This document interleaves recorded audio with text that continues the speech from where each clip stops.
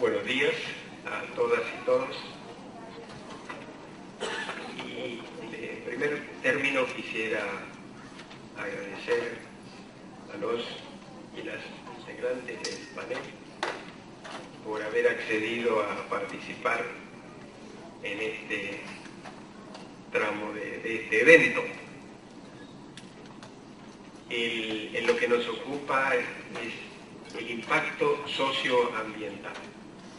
No quiero tomar mucho tiempo y de esa forma quitar la oportunidad a los y las panelistas, pero sí me gustaría leer algunas palabras de una colega socióloga y antropóloga, Luisa Iñiguez Rojas, que refiriéndose al impacto socioambiental de la agricultura en general y de los cultivos, dice: sin pretender en lo absoluto esclarecer relaciones, elaborar paradigmas o tomar posiciones académicas en torno al asunto, este tema constituye simplemente una reflexión que responde a nuestra propia evolución profesional y a nuestras preocupaciones como latinoamericanos y ciudadanos del mundo globalizado. Partiremos de un término que consideramos estrechamente vinculado a lo ambiental y a lo social, y que de alguna manera nos introduce desde una posición más general al tema en cuestión. Sería la supercuestión o el supratema, el bienestar humano. Fíjense que este tema, a pesar de hablar del impacto socioambiental, tiene hondas repercusiones en el bienestar humano, que es algo que debe preocuparnos. Muy probablemente la preocupación más general del ser humano es su bienestar, al margen de su contenido relativo o temporal y de su dudosa dualidad objetivo-subjetiva. El bienestar se limita hoy, para algunos grupos poblacionales, a la satisfacción de las necesidades más elementales de subsistencia, mientras que para otros representa la satisfacción de las necesidades y aspiraciones más elevadas de la autorrealización. Sin más, espero que todos podamos tener estas palabras. A mí me impactaron porque esto es una relación entre lo socioambiental y el bienestar humano, la persona. Así que, siguiendo el orden del día, sí, arrancamos con don Emanuel González. Muy buenos días a todas y a todos. Realmente nos sentimos extremadamente complacidos de poder estar hoy, este día aquí. Agradecer profundamente a la maestría de La Salle en Gestión Ambiental y Desarrollo Sostenible y a mis distinguidos colegas que hoy me acompañan, porque hemos venido precisamente reflexionando sobre esta problemática, y a los distinguidos profesores, el doctor Ricardo Russo, el doctor Edmundo, don Alejandro, la doctora Cristina Tamayo, que moderó el panel anterior, y sin duda alguna a todas las universidades aquí presentes, la Universidad de Costa Rica, la Nacional, la ERA, el Tecnológico, la UTN sin duda alguna, y al MAC, sin duda alguna, a don Cristian Herrera y la Cámara de Productores, a todos los sectores, a la sociedad civil representada por la Municipalidad de Guásimo también. Así es que nos sientan en su casa y nos sentimos muy orgullosos de poder estar hoy aquí desarrollando una reflexión sobre esta temática esencial para el desarrollo productivo de este país. El tema mío se llama evolución del impacto ambiental.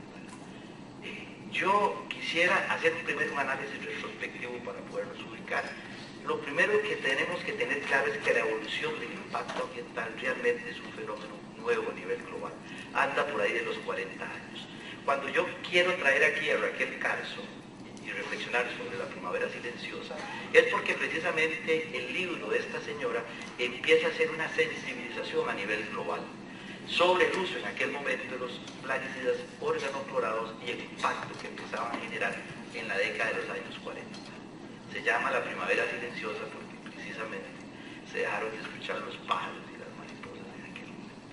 Y a partir de esta situación en los años precisamente 60 y 70, después de la posguerra y a través de una serie de transformaciones sociales, políticas y económicas, empieza una reflexión global sobre el problema realmente que ya doña Raquel llamaba la atención, sino de otra serie de problemas que venían a plantear una serie de desafíos, no solo desde la parte nuclear y la competencia en aquel momento por la dicotomía entre Rusia y Estados Unidos, por colonizar el espacio, sino se daban una serie de reflexiones sobre también los límites del crecimiento y otros elementos.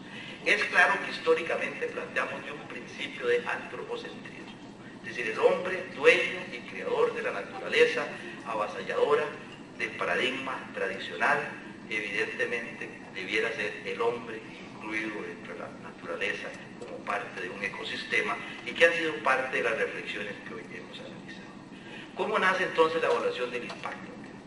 Nace precisamente a través de esa sensibilización de esos grandes problemas a nivel global, de esa reflexión que se daba, y inicia precisamente cuando Estados Unidos define esa ley que le denomina ley NEPA, y ahí publica los primeros pasos para los estudios de impacto ambiental. En Canadá en 1973, en Francia en 1976 empieza a permear ya la Comunidad Económica Europea, en Holanda en 1986, y de alguna manera lo que nos dice es que tenemos un panorama joven.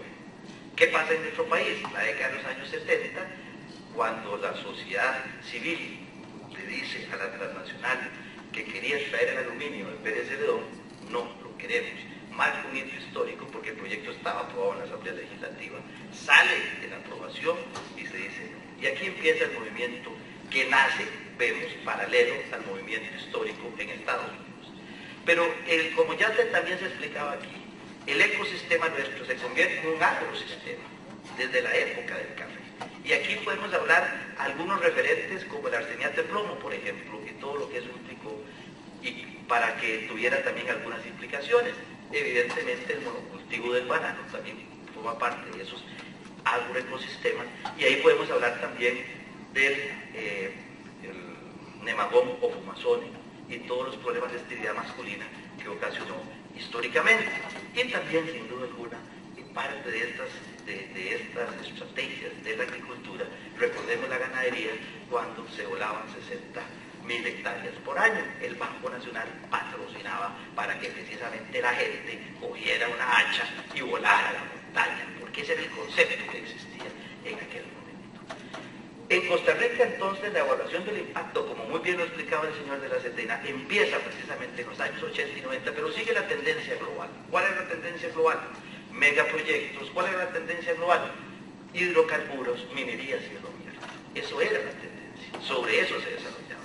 En 1995, con la creación de Setena, evidentemente empieza ya a decirse, sí, va a haber una Secretaría Técnica Nacional Ambiental que tiene que regular eso. Mi acreditación con Setena es el carnet 3996, de tal manera que a mí me ha tocado vivir toda la evolución histórica, y en aquel momento nos habilitamos como regentes acreditados porque estaba con la Universidad de Costa Rica desarrollando el proyecto de la carretera en Orotina. Vean que él hablaba de un salto. Claro que hay un salto, y ahora vamos a ir ubicando eso en el contexto histórico con ejemplos puntuales. En el año 2000 el Ministerio de Salud plantea, bueno, pues se volvió a plantear, ya lo habíamos visto, que la piña, pues evidentemente, como lo plantearon en los años 80, empieza a ubicarse también con Pindeco en la zona sur.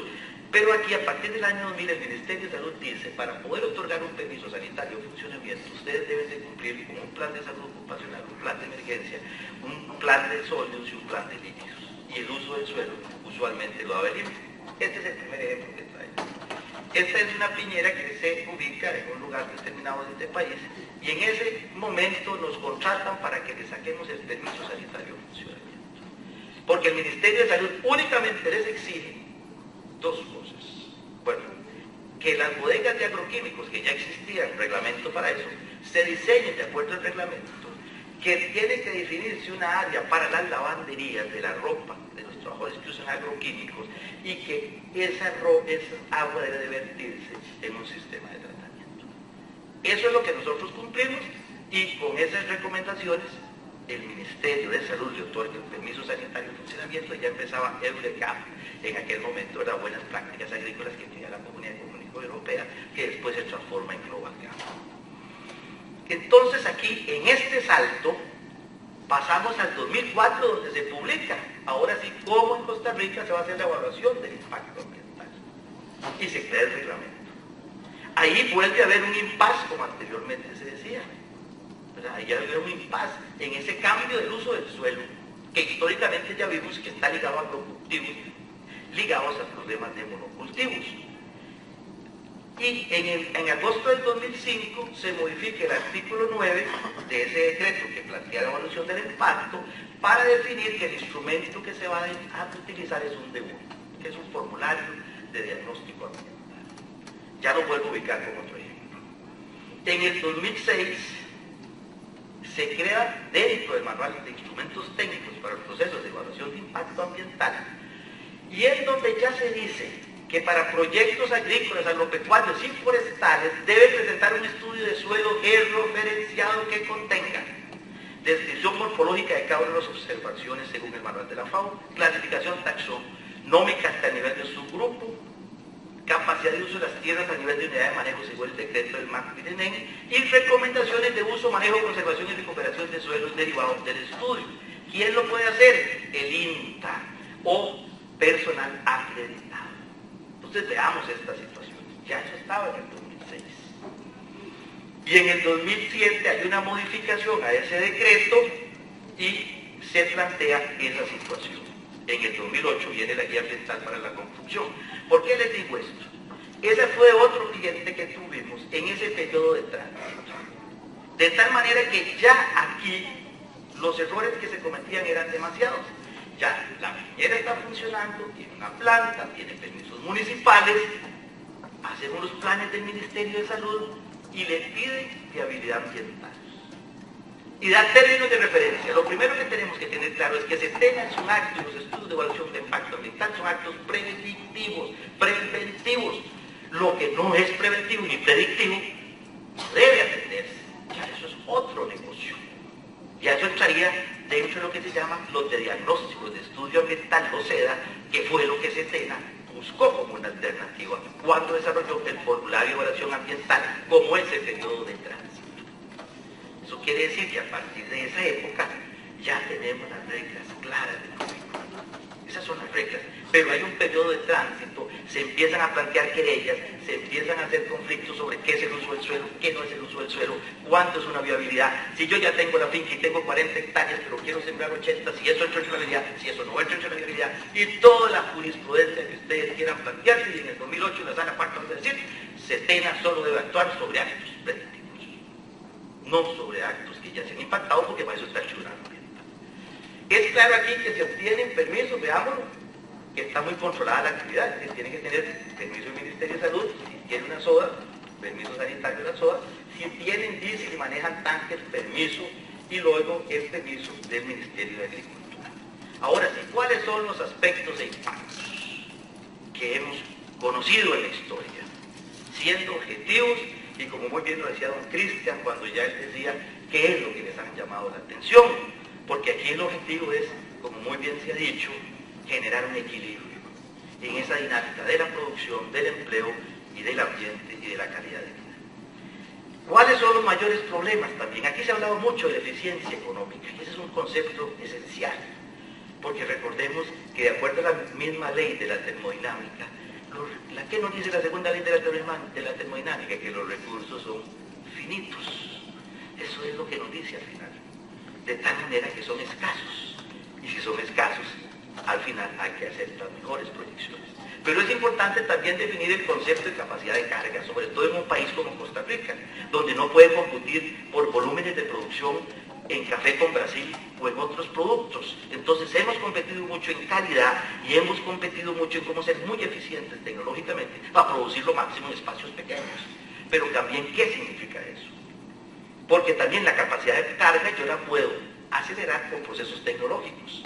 El primer problema, sin duda alguna, son los movimientos de tierra. Ya don Cristian lo decía. Los movimientos de tierra evidentemente nos van a generar, de alguna manera, procesos de deforestación. Los procesos de deforestación, de alguna manera, nos van a generar arrastre de sedimentos. Y ese arrastre de sedimentos, evidentemente, va a impactar quebradas y va a impactar mantos de agua de manera significativa. Esas son fotos tomadas por mi persona en una finca colindante de una finca que nosotros tenemos.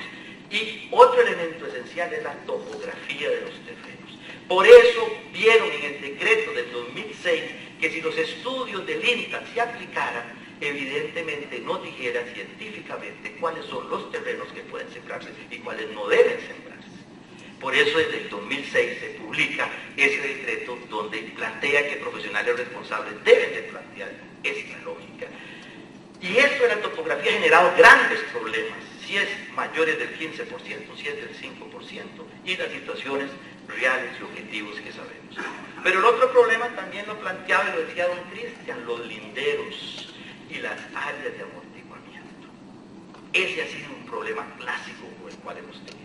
Esa foto también la tomé, yo no puse a posar al niño, es una foto muy significativa, el ceibo como desafiando a la madre tierra, ¿verdad? El manto de agua que queda, y ahí empieza otra lucha legal, jurídica. ¿Qué es un suampo? ¿Qué es un humedal? ¿Qué es lo otro? ¿Me lo mando? ¿No me lo mando? ¿Lo entierro? ¿No lo entierro?